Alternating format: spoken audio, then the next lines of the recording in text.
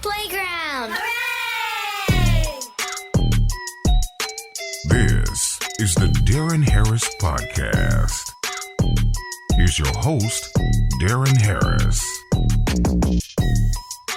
Hey, y'all, what's up? Welcome back to the program. I'm Deron Harris, and this is my podcast, y'all. How you feel? Welcome. All right, so check it out. A couple weeks ago, real good friend of mine, man, one of my best friends in the world. We grew up together. Called me a racist.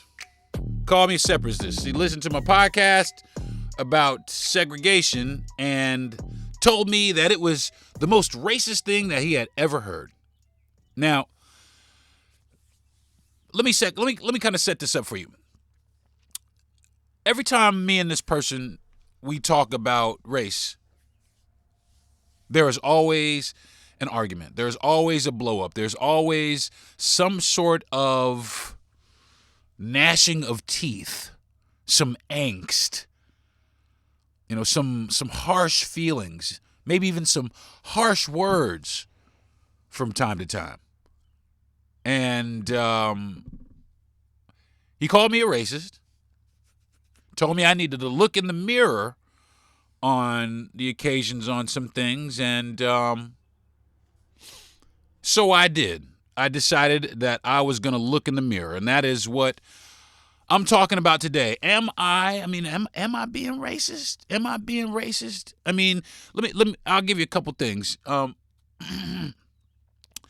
We had an argument about Tyler Perry and Oprah wanting to start an affluent black community. He thought because I thought that was a good idea, that I was a separatist because I think that we need our own hospitals and to buy from black-owned businesses, prioritize buying from black-owned businesses, et cetera, that I am a separatist, and therefore that was being racist. So, again, that's what I'm talking about on today's program.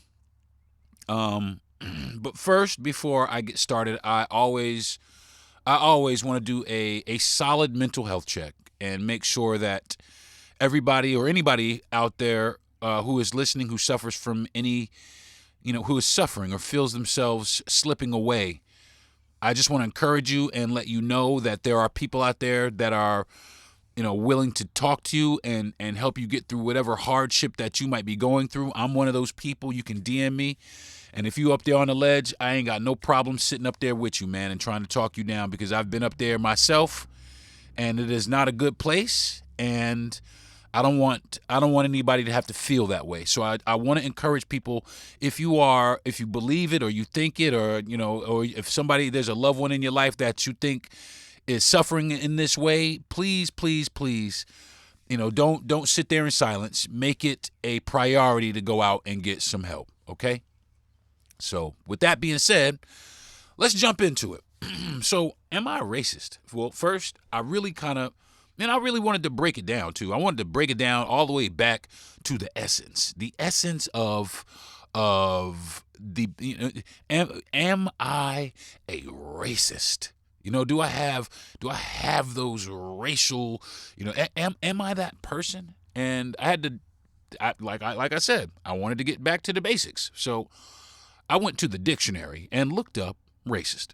And for anybody who is unclear about what a racist is, or what racism is, or what is racist, let's go ahead and get the dictionary definition out here and see. So first off, racist, adjective, characterized by showing prejudice, discrimination, or antagonism against a person or people on the basis of their membership in a particular racial or ethnic group, typically one that is a minority or marginalized. As used in a sentence, we are investigating complaints about racist abuse. Then also, racist, noun, plural noun.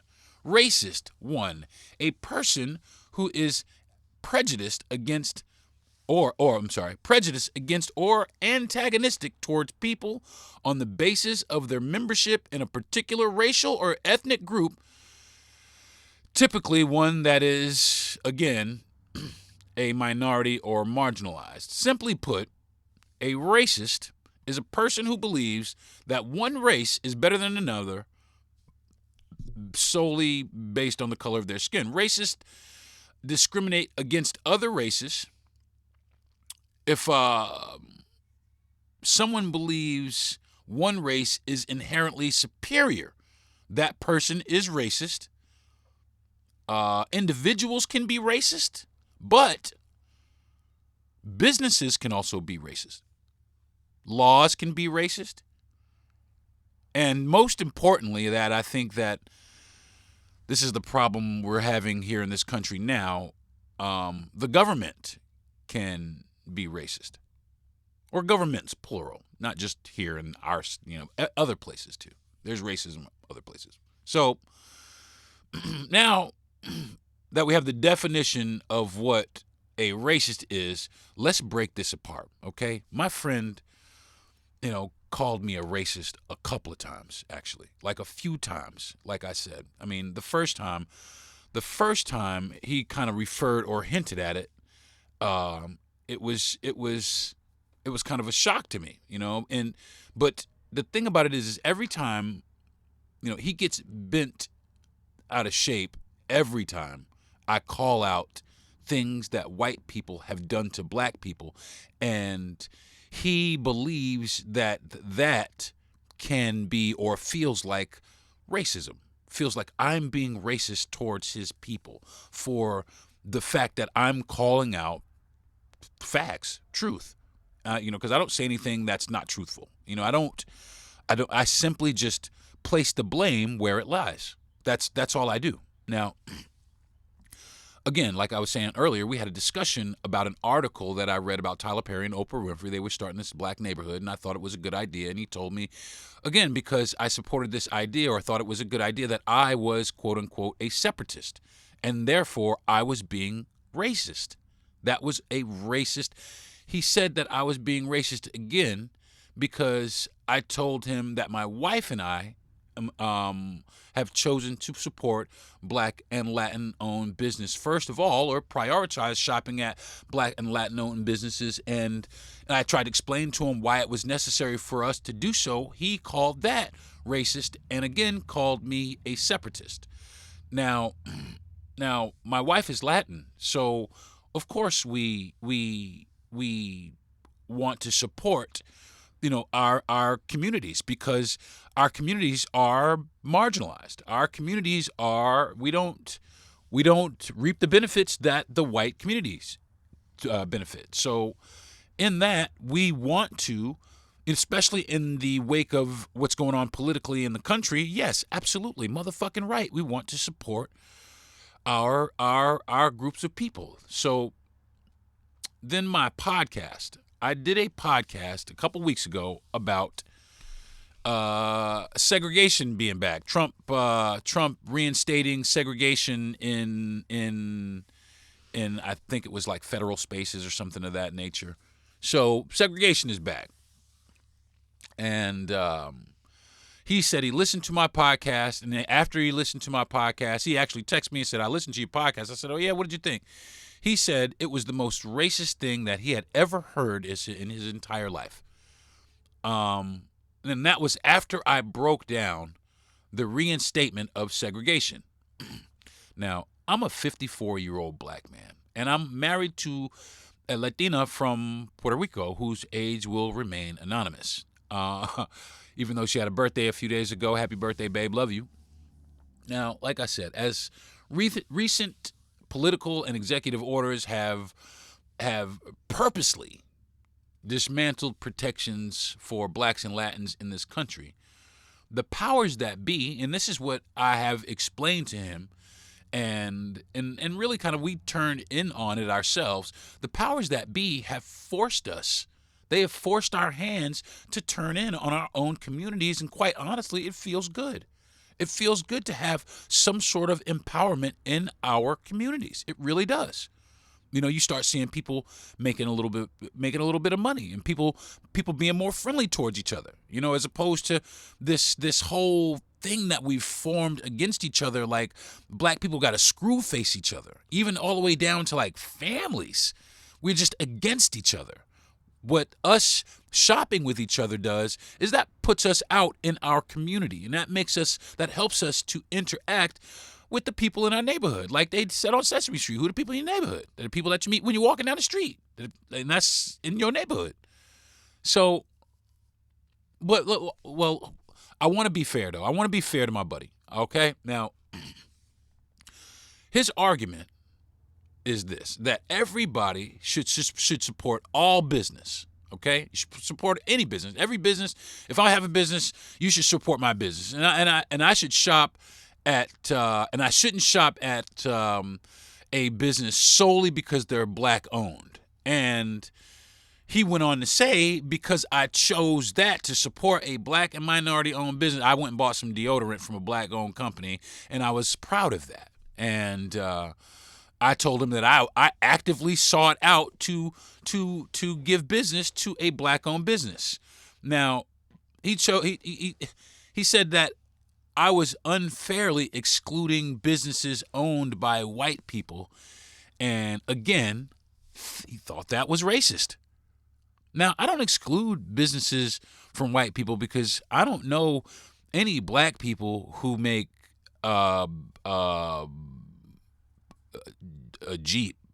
I own a Jeep. I got an iPhone. I got a Nikon camera. I got plenty of shit here that was made by white people. But you know what I don't have? A lot of shit here made by black people. You know, and that's been by design. But that's something that I definitely want to change in my household, because there's no reason for me not to shop with my people and for my wife not to shop with hers. Now, I am definitely, and I'm making a conscious effort to support those businesses first, because historically we haven't. So now those businesses are first up on my radar. Okay? Those are first up with me. Now, if they don't have the things that I'm looking for, then of course I'll go to whatever business does have it.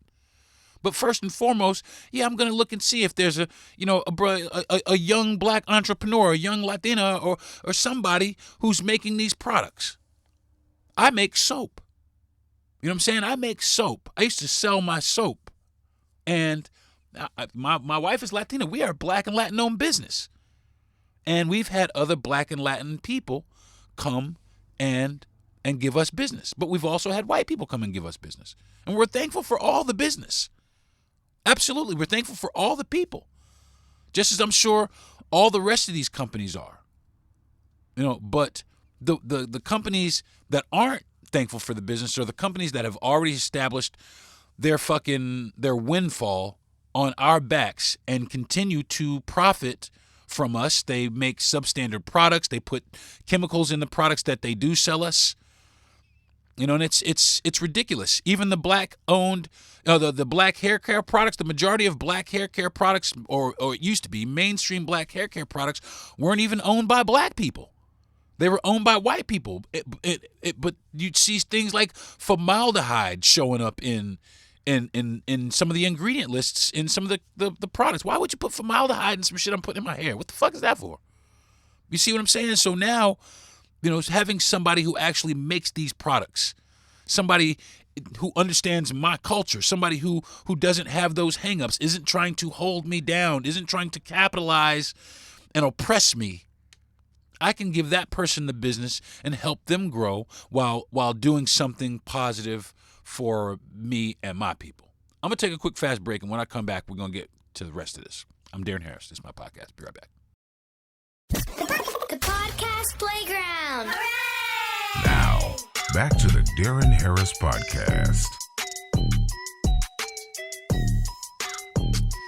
Hey, what's up, y'all? I'm back. Today I'm talking about, am I a fucking racist? Am I? Am I really? Or are you just a little fragile? That's what I'm talking about. I had a friend, like I said, I had a friend call me a racist. So to get back into it, he didn't really understand why it was necessary for my wife and I to support our respective communities in the face of today's current administration. He believes that as long we should just push through, and we should just not acknowledge this racial part. This racial part is what's fucking everything up, and that's the fact that I'm leaning into wanting to support these businesses, and that makes me that's making me that's making me separate. That's untrue. That is a fabrication. That is not true. What it is doing, though, it is making me love my people. It is making me have a newfound respect and a renaissance for black beauty, black strength, black excellence, black everything. It just makes me super proud to be black. You know what I'm saying? So he believed that black people empowering themselves and choosing to live among themselves seems like segregation and discrimination against white people. And again, called me a separatist. But that, he thinks that us doing these things without them and that's what it is. Us doing these things without him or without white people becomes threatening. I told him this, though. I said, nobody seems to mind when black people are living together as long as we do them poorly, as long as we do them bad, as long as we out here in the streets strung out on drugs or selling drugs, fucking hoeing or pimping, or, you know what I'm saying? Whatever it is, we gotta be living in order for people to identify with, oh, I can feel your struggle and all that other stuff. But when it comes to us, doing well, everybody has a problem with black progress, with black people progressing. Why does that have to be recognized? Why do we have to name that? Why do we have to put a label and say, hey, why does it have to be that? It's always why. And, I explained to him that this has absolutely nothing to do with white people and everything to do with the minority communities, with black and brown communities empowering themselves, because historically, and this is just the truth, and sometimes the truth hurts the worst, historically, the white community has done nothing but oppress black and brown communities. Keep us out of shit. Try to exploit us. Capitalize off of us. And still spit on us.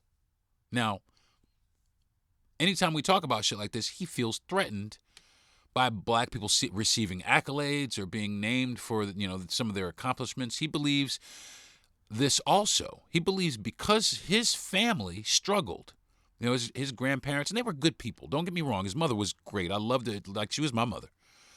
And because his family struggled and they had struggles, that his struggles as a white man in today's society and age are equal to the struggles of me and other black people in this country. And that is just not true. He believes that the exclusion of white people from black spaces is wrong, even though white people have historically excluded black people from their spaces. And what that does is that fuels the need for black people to create spaces of our own, where we feel comfortable, where we are accepted, where we are not looked down upon.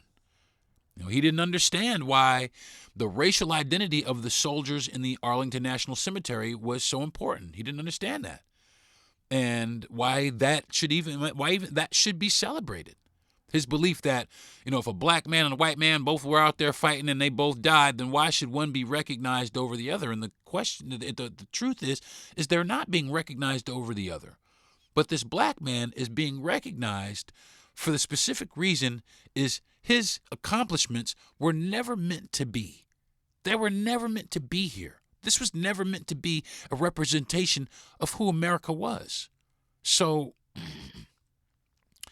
so now what I'm going to do, this is what I'm going to do. I am going to firmly explain why this whole logic that my friend has is preposterous. Let's start there. And it's based in selfish and a narcissistic perspective. Okay? And yeah, it's going to be that. So here we go. And I'm going to say this also. If you have a friend, and this is to everybody out there, if you have a friend or family member, um, um, friend or who is like this, you're probably going to want to stick around for this podcast, or download it and listen to it later. If this is you and you feel like this, you might want to stick around for this podcast. And if you have anything to say afterward, I encourage anyone to leave a comment, or go to DaronHarris.com and do your best to try and get at me. I mean, people are usually really good at getting my messages to me. If you have any questions about it, we can sit down and we can chop it up about it all day long. I got miles for days on this subject right here. So I'm going to explain again one more time, and hopefully I can do it better. If not, I'm just going to have to get my dad to explain it. So, because maybe I'm not doing a good enough job. I'm going to explain why it is necessary for blacks and Latins. I'm gonna throw in this episode. I'm gonna throw the Latin folks into this, because my wife is Latin and she feels a lot of what's going on today as there is mounting hate against her people. And that's I could get down with that. I can understand why she's so, like I said, I'm going to explain this, why it's necessary for blacks and Latins to construct their own affluent narratives instead of trying to integrate into communities that don't want or appreciate them or their contributions. I'm doing that today.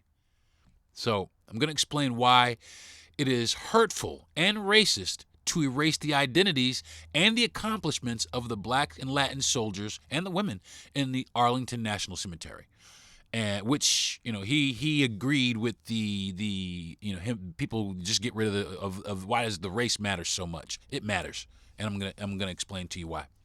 And I'm going to also give you some reasons why it is important for black and Latins to support black and Latin-owned companies first, over companies owned and ran by companies that really don't give a fuck about us. So and I'm also going to explain why a lot of this logic, the logic that my friend or people who have this similar ideology, why this logic is based in selfishness, is based in racism, whether people they want to believe it or not. And it's okay, because some people really don't know or understand, and that's why I broke down the definition of racism in the beginning. But I'm going to break down why this is based in selfishness, racism, fear, jealousy, and anger at the same time. I'm going to take another break, and I'll be right back. The podcast playground. Hooray! Now, back to the Deron Harris Podcast. Hey everybody, what's up? Welcome back to the show. Today I'm breaking down, again, am I a racist? And what racism is, and what's happening? Like I said, I was called a racist by my friend, and I was told to look in the mirror, and I'm breaking it apart. So now I'm at the point in the podcast where I'm really gonna break down why my friends' logic and people who share a similar logic, why this logic is absolutely preposterous and extremely selfish. Okay, and it may be a little hard to listen to if this is you, but understand that this is coming from a place of love, and it's also coming from a place of facts, and it's also coming from a place of I'm at a point now where I don't need anyone to understand my motivation and why I do the things that I do. I don't need that. I don't fucking need it. But at the same time, I'm going to make you understand how you feel. While feeling that you are valid in the way that you feel, but why you feel is a little off kilter. And maybe it's just my opinion, but man, somehow I really don't think so. So number one is there is a false equivalency narrative. Now, comparing struggles of white people and black people, like comparing those struggles in American history, is super inaccurate. if you compare the white struggles to the black struggle in America, it's not even close. White people have never been subjected to systemic oppression, forced segregation, redlining, mass incarceration, or economic sabotage at the level that black and Latin communities have. Now, to be fair, their struggles, while they are valid in personal cases, not because I'm not saying white people don't struggle. I'm not saying that. Their struggles are not institutional. You get what I'm saying? It's not embedded into this system. Now, also, there is selective outrage. My friend has selective outrage. I'm just going to call it out. Because he's got no problem with white people exclusively supporting white-owned businesses, even though I'm just going to go ahead and call it out because that's what happens. That's what it is every day. These are white people going out and supporting white-owned businesses every day without blinking, without thinking, right? No problem with that. But there is outrage, when black people and Latin people prioritize our own people to shop with. That right there, my friends, is hypocritical. That is hypocrisy in action. Okay? Now, some people, they have, they fear of losing dominance. Some of these people, they feel they don't want to lose their position. White people, for centuries have spent centuries controlling wealth, media, politics, all the industries, and any shift in economic power towards like black and Latin communities makes people, like a lot of white folks feel like threatened. They feel threatened because they're accustomed to their position at the top, and they don't know. Well, is it just going to be bad for us if we're not? Because because of the way that they have treated the people beneath them. They are afraid to be beneath anybody. And that we've always said we don't give a fuck about that. We just want you to leave us the fuck alone and let us live and stop trying to tear our shit down when we come up on some shit. And that's really where we have always been. We're not out plotting to go and attack white people. That's not us. That's white people. White people are actively right now out in the fucking woods plotting to go out and attack black and Latin people. The fucking truth. But because I've called this out, I'll get a side eye or some sort of blowback. And that right there is just people being afraid to confront the truth of what goes on in this country. And it makes people like my friend fearful because it threatens their accustomed position at the top. Now, again, not again, but another instance is historical amnesia. Okay? The exclusion of black people from white spaces has always been intentional. Okay? Just let's get it out there in the open. Let's not sugarcoat it. Let's not call it, let's call it what the fuck it is. It's always been that. It's been intentional. From country clubs to banks and housing developments, black people were systematic. We were locked out. We're just locked out of all that shit. Systematically and systemically. Locked out. And now we create our own shit and suddenly, segregation. You want to segregate? That shit is fucking laughable. Now I'm a separatist? That shit is laughable. When we go and do what we're being forced to do. And now there's another issue that people like my friend or anybody who feels, who identifies with this ideology, the lie of inclusivity. Okay? White people, just so we know. Now, and listen to this very carefully. Okay? And I want my friend to listen to this, and I want anybody else who feels like, white people built their power by being exclusive, not inclusive. Okay? Let's say that again. White people built their power by being exclusive, not inclusive. Let that sink in for a second. Now, if exclusivity is only a problem when black people do it, okay? Then the issue isn't exclusion. It's who's doing it. Do you follow what I'm saying? Are you picking up what the fuck I'm putting down? Because nobody, because it absolutely 100% happens. Okay? And then there is this denial of economic warfare. The government has historically destroyed thriving black and Latin communities. The government. Okay? White communities have benefited from these attacks.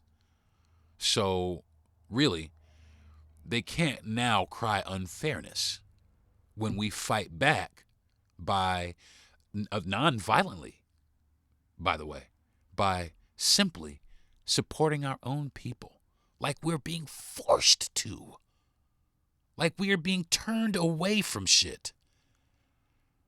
They're dismantling protections.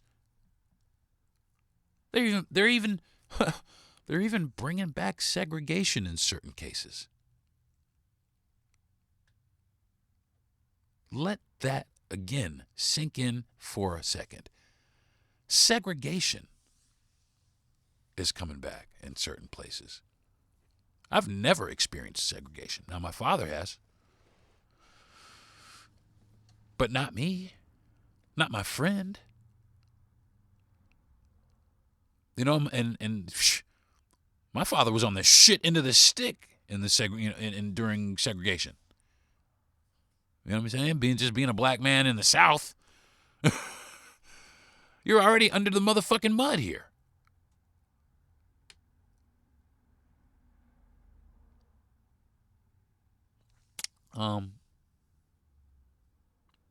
Again, here's another one.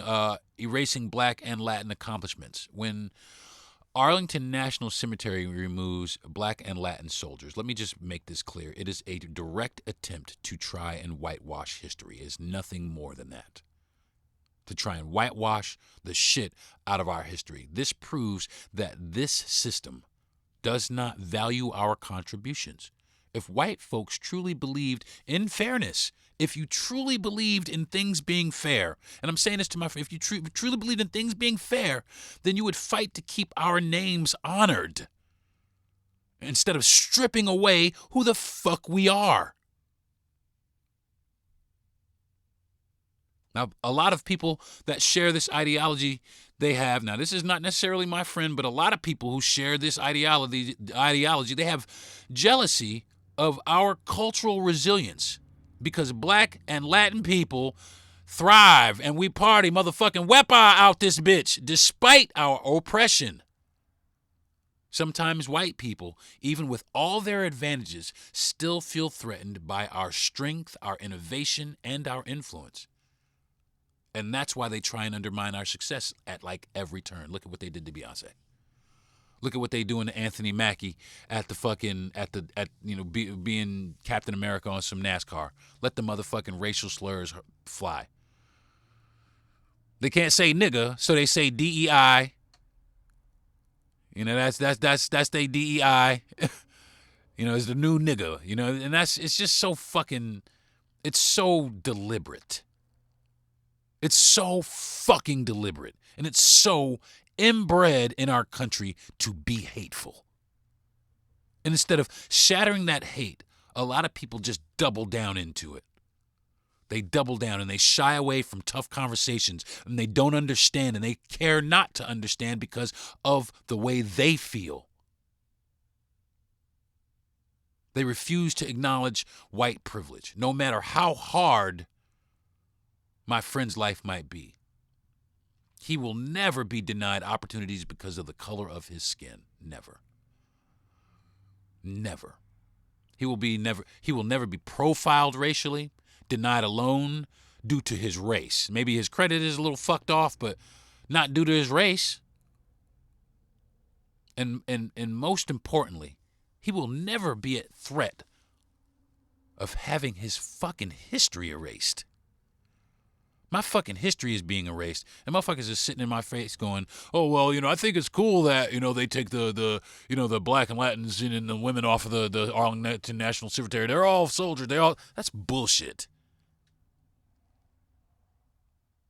And ultimately, what it is the fear of black and Latin wealth.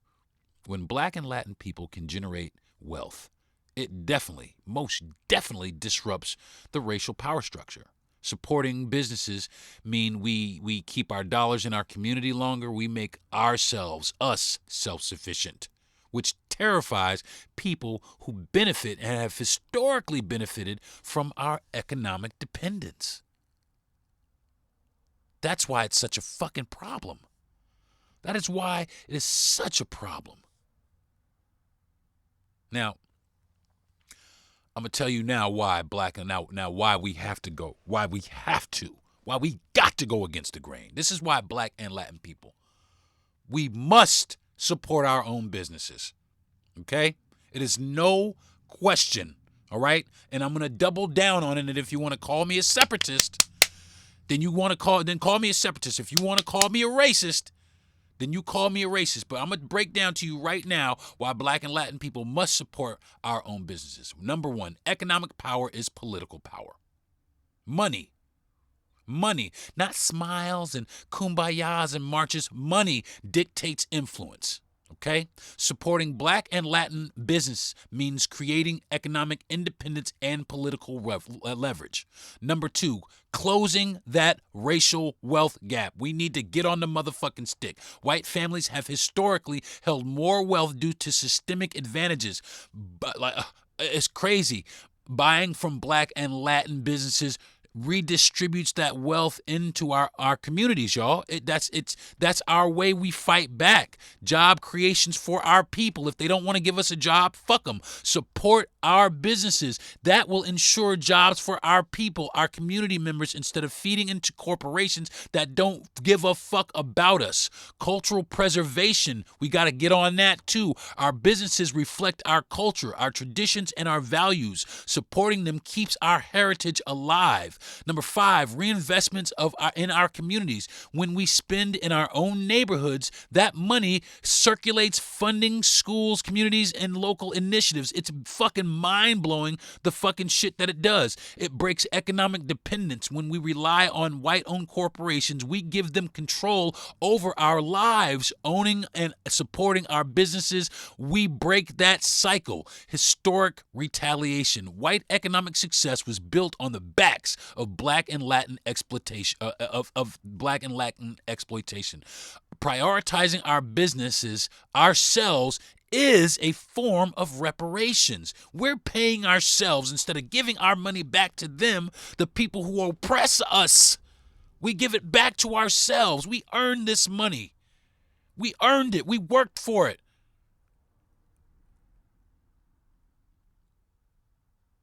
Challenge systemic racism. Major corporations have a history of exploiting, underpaying, and discriminating against black and Latin workers. Supporting our own people ensures fair treatment. Ownership leads to legacy building. Okay? Building and sustaining businesses means like passing down generational wealth to our kids, something that we have been denied historically. When we build these businesses and create this wealth within our community, we pass this down to our kids, and now our kids are on that come up too. They don't have to struggle. They don't have to have like food insecurity. They don't have to have any of that shit.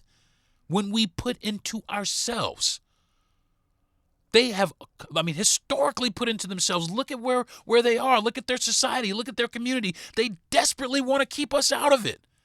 So much so that they want to deport Hispanics and they want to incarcerate black people. Fuck that. We need to foster community pride. Okay, we need to care about. We need to be proud of the successes and the things and the struggles and the triumphs that we have had in our community. A successful black and Latin business inspires future generations to dream bigger than we have now. Controlling our own narratives. Now, I preach that shit a lot. White media controls our image, just so you know that. Okay? When we own businesses, our own businesses, we shape our stories. We shape how they are told. Because they're not telling them the way they're supposed to be told. You know what I mean? Again, when we do this, we provide culturally competent services, which is important. Black and Latin businesses cater to the unique needs of our people, unlike white-owned businesses that see us only as consumers, not as a community. We have to understand that self-sufficiency means protection. A self-sustaining community doesn't have to beg for acceptance or resources from outsiders. Building business networks, we can support each other. We can create systems of interconnected businesses and grow together. And lastly, it is because no one else will. It's because nobody else will. If we don't support our own people, then who the fuck is going to do it? Huh? Who's going to do it? White people prioritize their own businesses every day without apologies. Let me again say that. White people prioritize their own businesses every day without apology. We need to do the same. And that's as simple as it goes. So my friends' outrage and other people who share a lot of these ideologies is a textbook example of fragile privilege. He wants the benefits of white supremacy while pretending oppression doesn't exist. His argument is based on fear of losing power, jealousy of Black and Latin resilience, and anger that we are no longer begging for the inclusion in his world. We don't need y'all. And he's upset about that. And he's not only is it, he's upset that I have figured out and articulated that. We don't need them. It's cool to have you around. It's cool. You can be around. And I'm gonna be honest too. In some cases, it's really not cool to have you all around, because you've just shown that the only thing you want to do is hurt us or exploit us. We have to be very, very, very cautious about who we let come to the fucking cookout, for real. And that's what he doesn't understand, because, while he may feel that, we are friends, we friends, we grew up together. There's still some things that he can't identify simply because he's not a Black person. Some things he'll never have to go through. Now, he definitely wants to, chalk up and say he's been through his share of shit, and definitely so. But he ain't been through half of the shit that I have been through here in this country.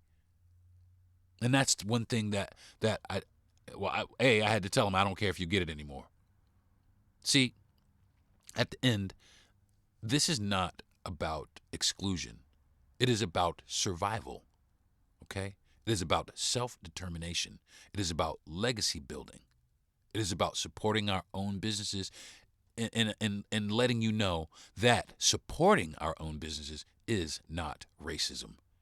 It is economic self-defense, okay? Just so you know, because we're not going to get turned the fuck out like this motherfucker is trying to turn us out. You know what I'm saying? And if you don't understand that, if you can't understand that, and if you can't get down with that, if you can't internalize that, then really, man, really, am I your friend? Do you really value me like that?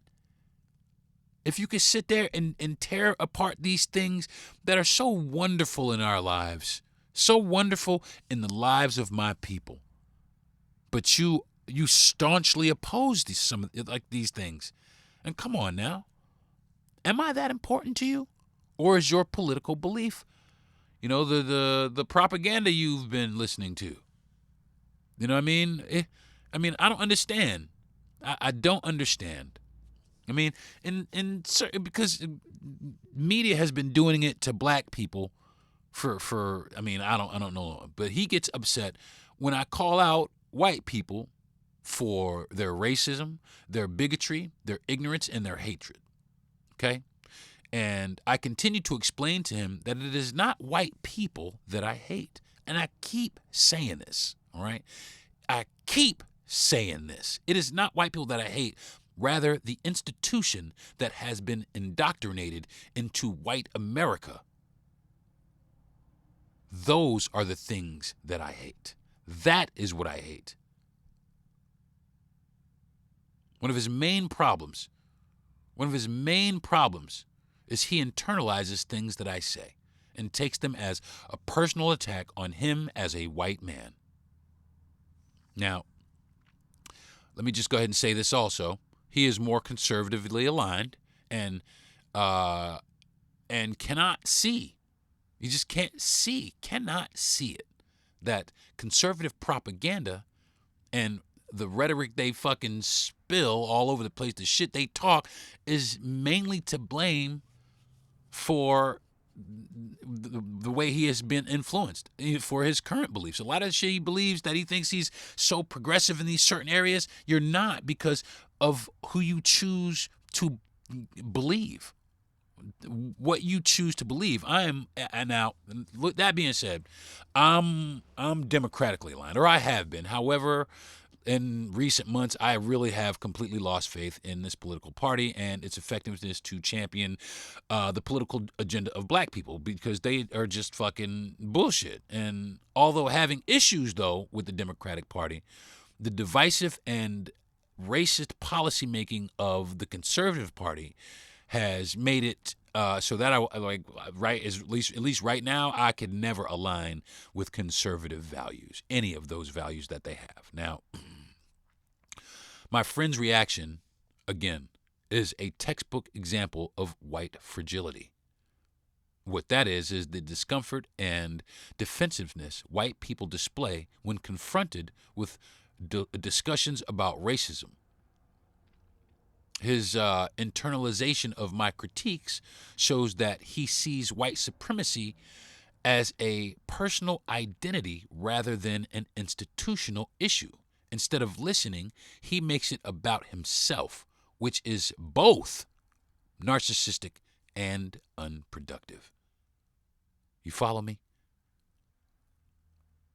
Now, I know it might sound a little oochie, but it's the truth. And I'm going to break down the defensiveness now. Okay, number one. He equates the criticism of whiteness with hatred of white people.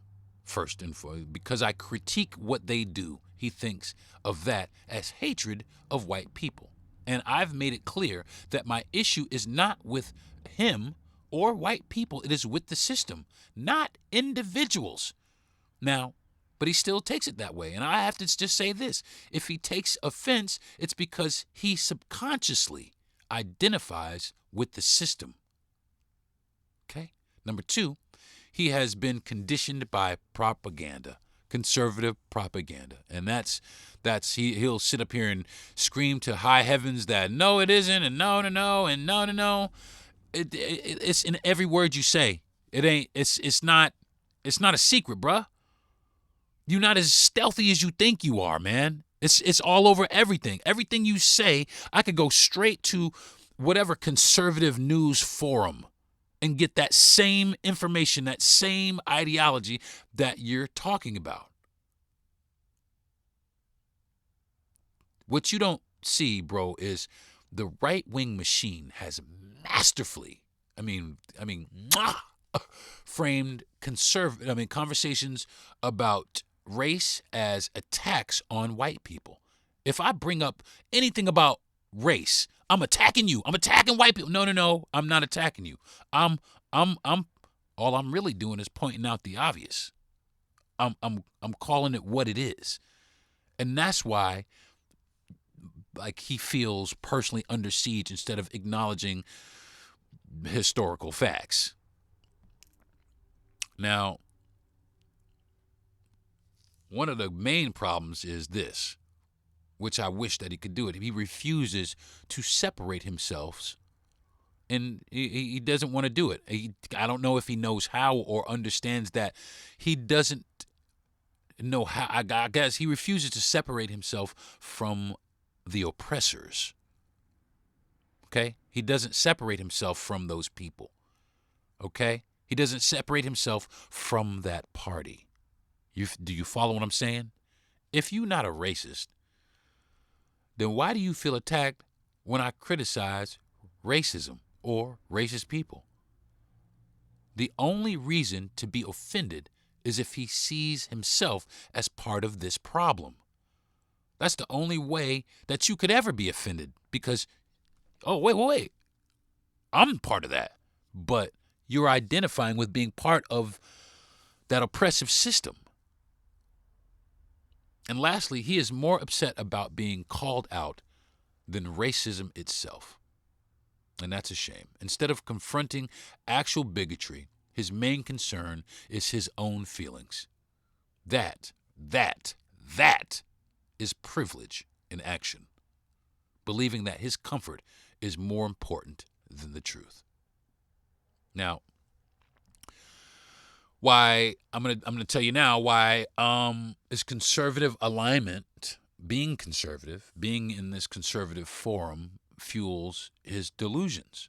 Now, and it's because of this, because conservatives frame white victimhood. The white victimhood as a crisis. They push the lie that white people are being oppressed by diversity, equity, and inclusion. And that's why people who share this ideology, they react so strongly when black people talk about empowerment. They sell the illusion of equal struggles. That's what they do. These conservatives sell that to you. You are struggling just as much as they are. You going through just as hard a time as they are. The right wing promotes the false idea that white men face the same hardships as black people. This is absurd. This is absurd. Especially given America's history of systemic racism, God damn it.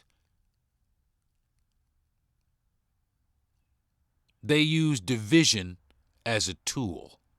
This is one of their tools to mask their numbers. Conservative propaganda thrives on making white people see black progress as a direct threat to them, rather than a step forward in equity. Simple as that. It is as simple as that. And I will stand right here on this fucking podium. And I will tell you in your face, my friend, that my position is righteous and it is logical. I am not hating white people. What I'm doing is I am holding the system accountable. This system that you identify with, I am holding this system accountable for its bullshit. And if you cannot separate yourself from this system, then my friend, this is your burden to bear. I can't carry this burden for you. That's between you and this system. Now, to be fair, my political stance is shifting, but definitely not fucking towards a Republican. And then the reason is because the Democratic Party has, like I said, failed black America in so many ways. They just have punked us and bitched us out so many ways. But conservatives openly embrace racism, and they purposely design policies to harm black and Latin communities. They do that shit on purpose. So for me, I think choosing self-determination over blind party loyalty is probably one of the smartest moves that you can do as a person. And I'm just going to say that anybody who shares the ideology that my friend has, or similar ideologies, what that does, my friend's outrage only proves that he's just afraid. He's afraid. It's fear of what were to happen if we did come up on this. Would they be left behind? Would he be left behind? That's the basis of it. Subconsciously, subliminally, like deep down in there, may not even feel like it or seem like it, but that's what it is. Now, I did say he listens to a lot of Republican Party bullshit, and I'm gonna kind of touch over a little bit of this bullshit just so I can set it up for everybody, so you can see where he may have formed these opinions. So here are 5 hypocrisies of the Republican Party. Claiming to support small government while controlling personal freedoms. Republicans advocate for limited government but push laws that regulate personal decisions, such as reproductive rights, LGBTQ plus rights, and even banning books. They want the government to be out of business, but inside people's bedroom and your bodies. Number 2, pretending to be pro-life while opposing social welfare. They fight for the rights of unborn babies, but oppose programs that help children and families, such as food assistance, universal health care, and child care support. Pro-life only applies until birth. Touting law and order while ignoring white crime. They demand strict policing and harsher sentencing for Black and Latin communities, but downplay crimes committed by white conservatives like January 6 or mass shootings or corporate fraud, stuff like that, because white people commit crimes too. Claiming to be patriots while undermining democracy. They wave the flag and call themselves patriots, but attempt to suppress votes, refuse to accept election results, and support leaders who are actively trying to overturn democracy. And number 5, preaching personal responsibility but blaming others for their problems. They tell Black and Latin people historically to pull themselves up by their bootstraps, while constantly blaming immigrants, liberals, or woke culture for their own economic failures. Okay? Now, just to be fair, I'm going to turn around and tell you 5 hypocrisies of the Democratic Party, just so you're not thinking that I'm leaning one way or the other, because they're assholes too. Now, the 5 hypocrisies of the Democratic Party are this: claiming to support Black people while ignoring systemic issues. They campaign hard for Black votes and fail to push meaningful policies to address wealth gaps, mass incarceration, and police reform once elected. Performance allyship doesn't replace action. Number 2, pushing for diversity while maintaining white power structures. The Democratic Party celebrates diversity but continues to have white leadership at the top. Most key political and financial decisions still benefit white liberals more than Black and Latin communities. Number 3, condemning Republican racism while supporting racist policies. They criticize Republican racism but uphold racist systems such as the 1994 crime bill. Aggressive policing and gentrification policies that displace Black and Latin residents. Number 4,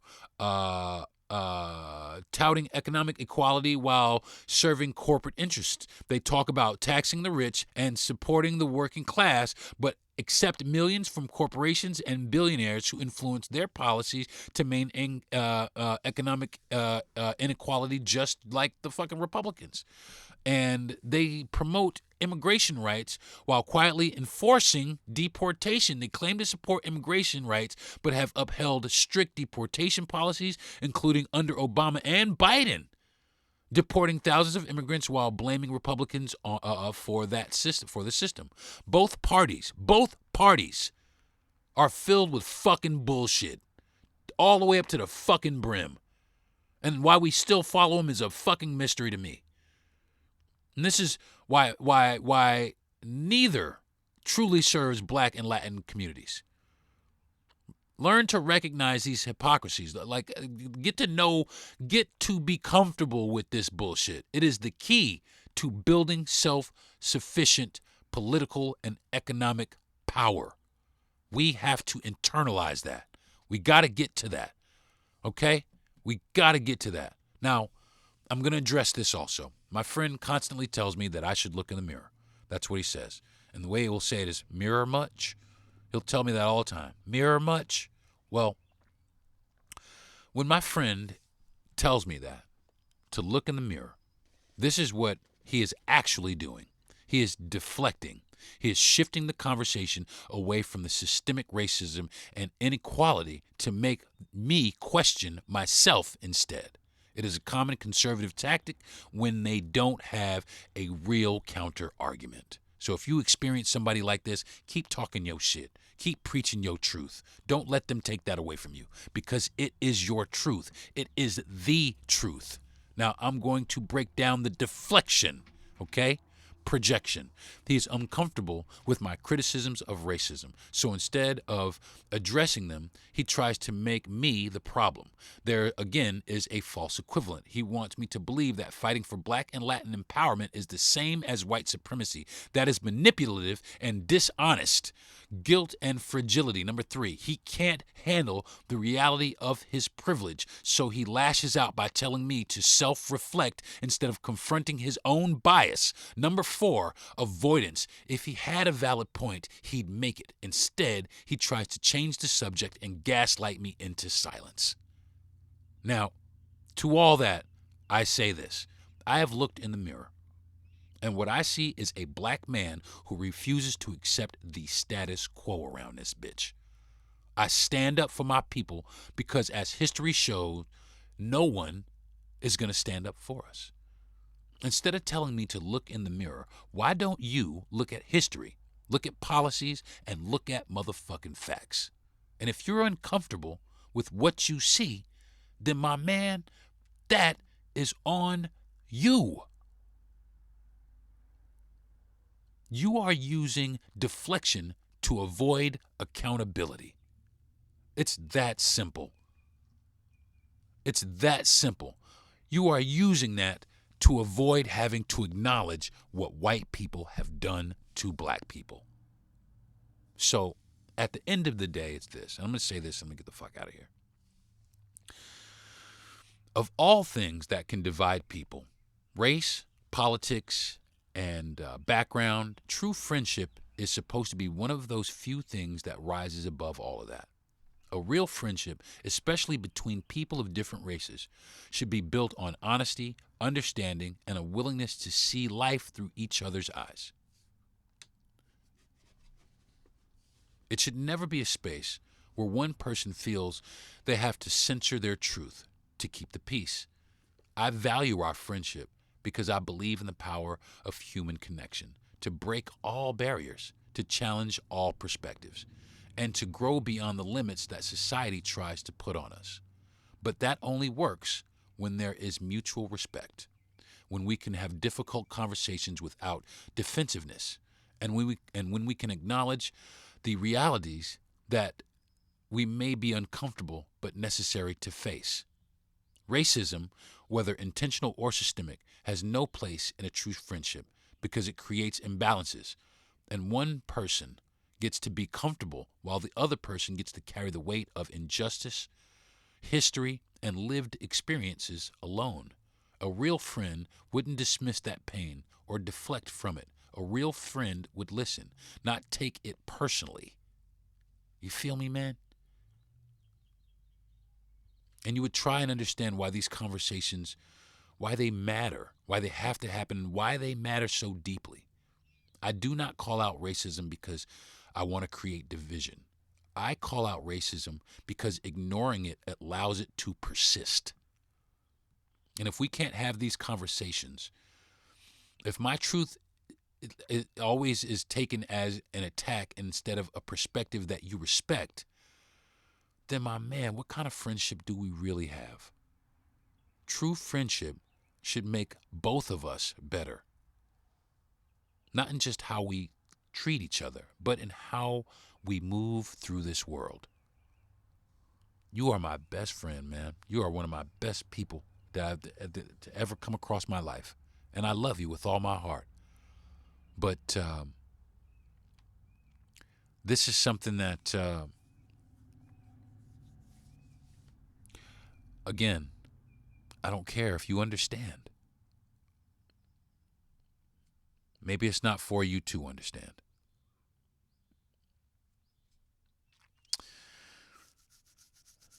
I want to thank my parents for giving me this mouthpiece. I want to thank my wife for being the absolute biggest fan that I have. I want to thank my friend and producer, Jesse Yandel, for producing a Lights Out podcast every fucking week, my dog. And I want to thank Gentry Thomas for giving me the platform to talk my shit on.